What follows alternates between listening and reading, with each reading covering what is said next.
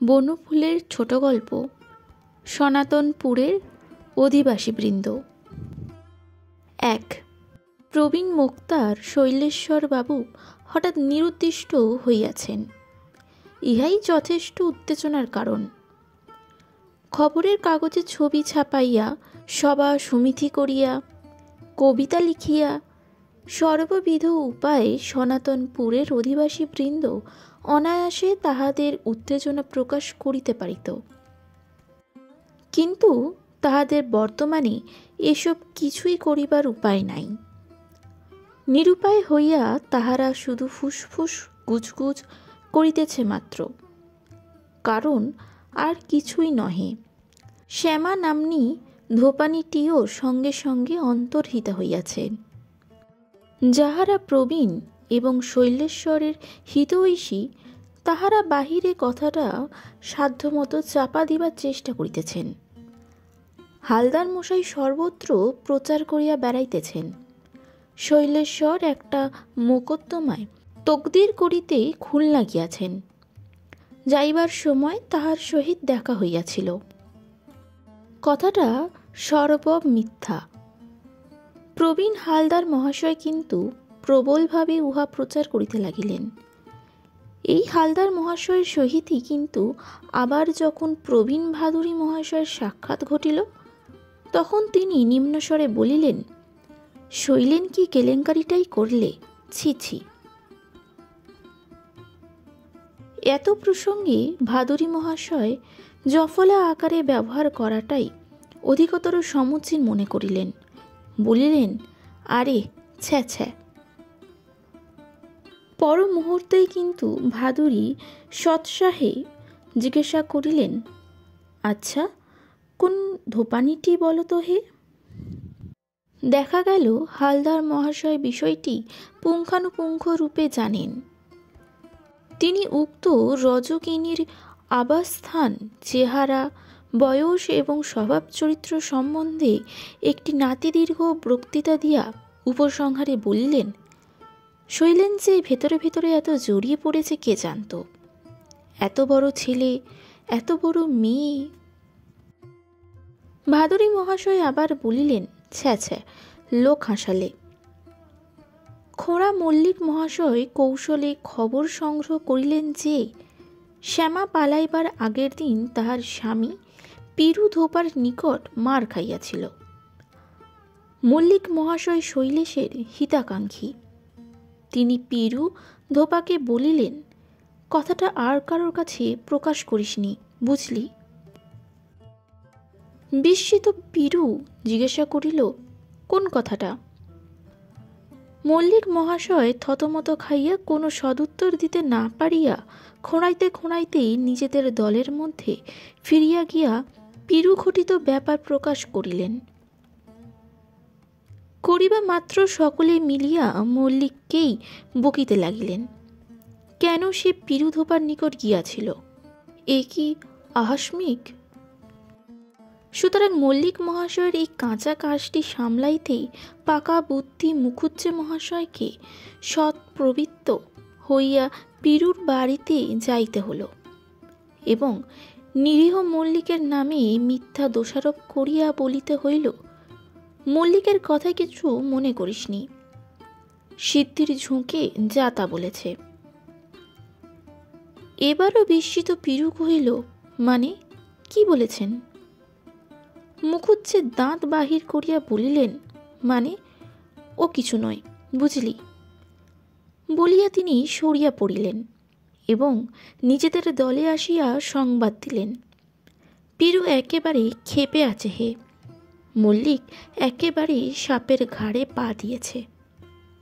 সকলে চটিয়া মল্লিকের উপর খড়গহস্ত।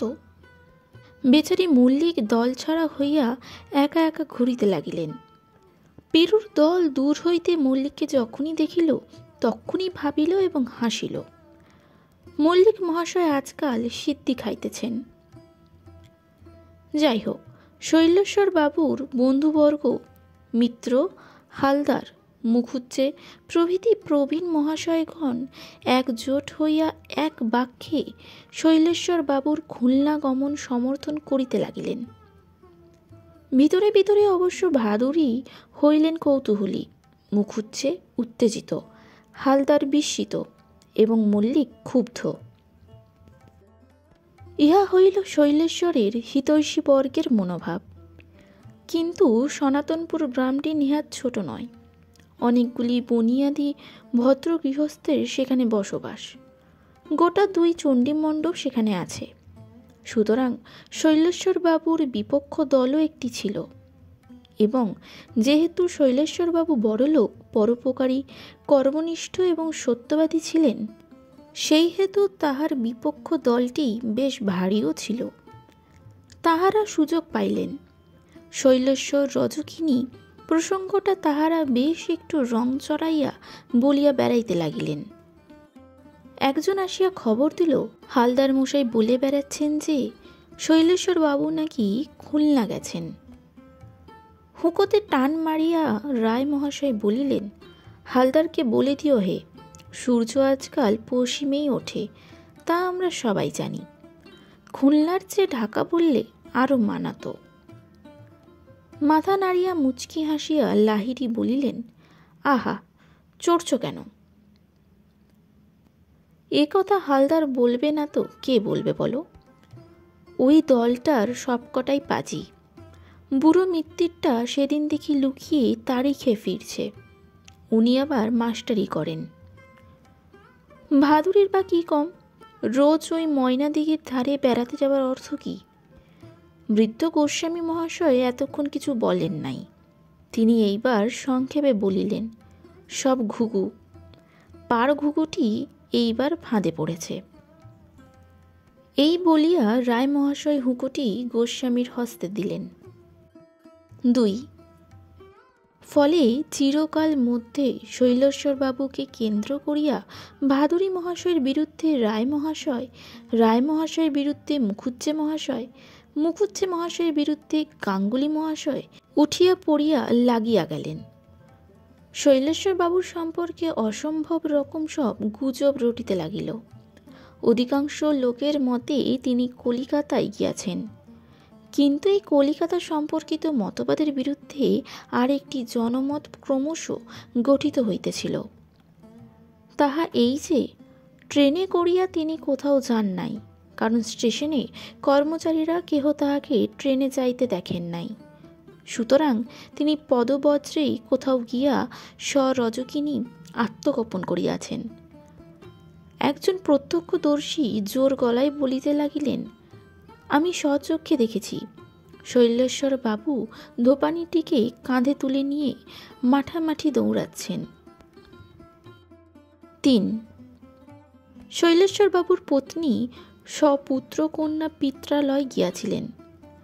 শৈলেশ্বর বাবুর পলায়নের গুজবটা এত ব্যাপকভাবে রটিয়াছিল যে ভীত চকিত শৈলেশ্বর গৃহিণী স্বয়ং একদিন আসিয়া উপস্থিত হইলেন।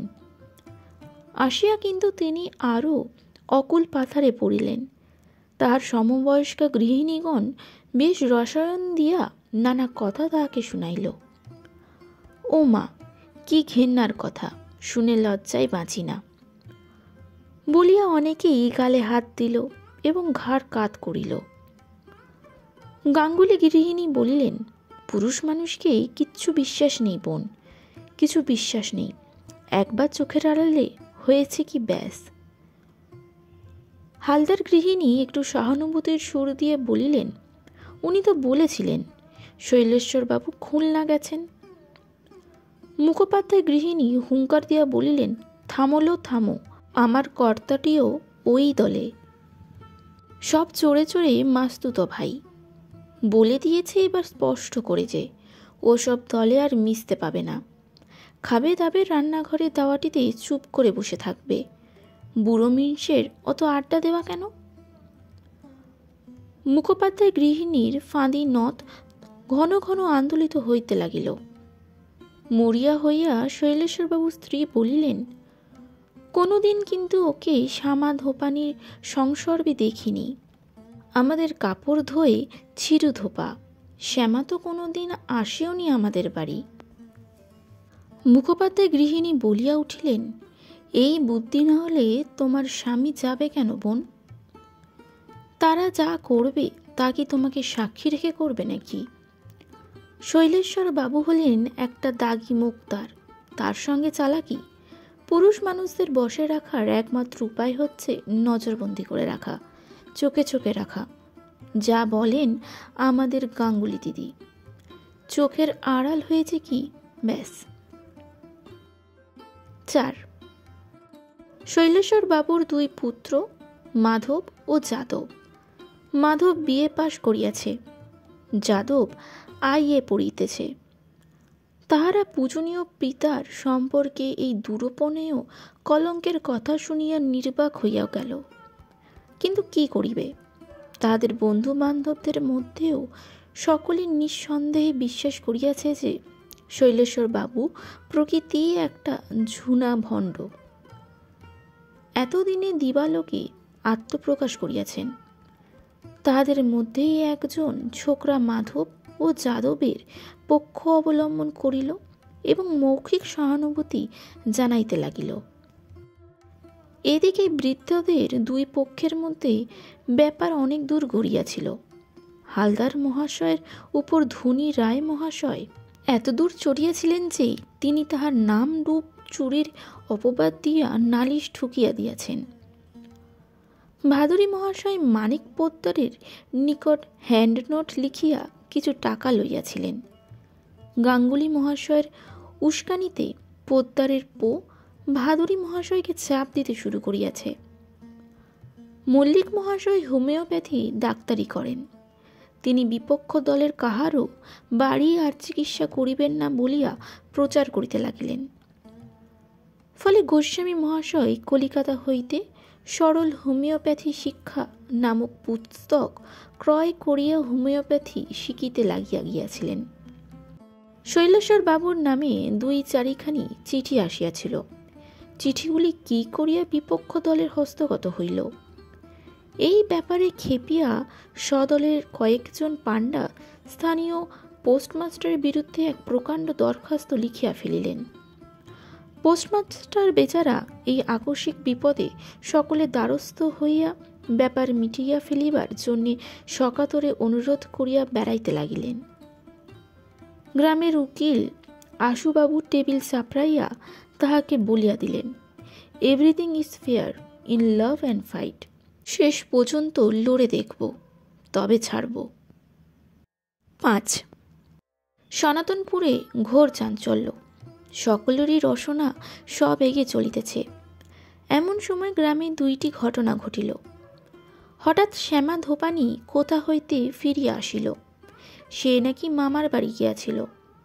দেখা গেল পিরুর সহিত তাহার কোনো কলহই নাই। দুজনে গাধার পিঠে মোট চাপাইয়া বেশ স্বাচ্ছন্দ্যে ঘোরাফেরা করিতে লাগিলেন, যেন কিছুই হয় নাই। প্রবীণের দল কতকটা হতভম্ব হইয়া কিংকর্তব্য বিমূঢ় হইয়া পড়িলেন। তাহার পর অবশ্য তাহারা ব্যাপারটা বুঝিয়া ফেলিলেন। ভূতের কাছে মামদোবাজি। মামার বাড়ি। পিরু বেটা টাকা খেয়েছে নিশ্চয়ই। মাধব ছেলেটা ঘোরেল আছে তো। শৈলেশ্বর মুক্তার আর ফিরলেন না, কারণ তিনি মারা গিয়াছিলেন। প্রেমে পড়িয়া নয়, কূপে পড়িয়া। গ্রামের একটি অব্যবহৃত ইঁদুর নেড়া কুঁয়ো ছিল, তাহারই ভিতর হইতে তাহার গলিত সব দেহটা কিছুদিন পরে বাহির হইল। মল্লিক মহাশয় আবিষ্কার করিলেন। নমস্কার।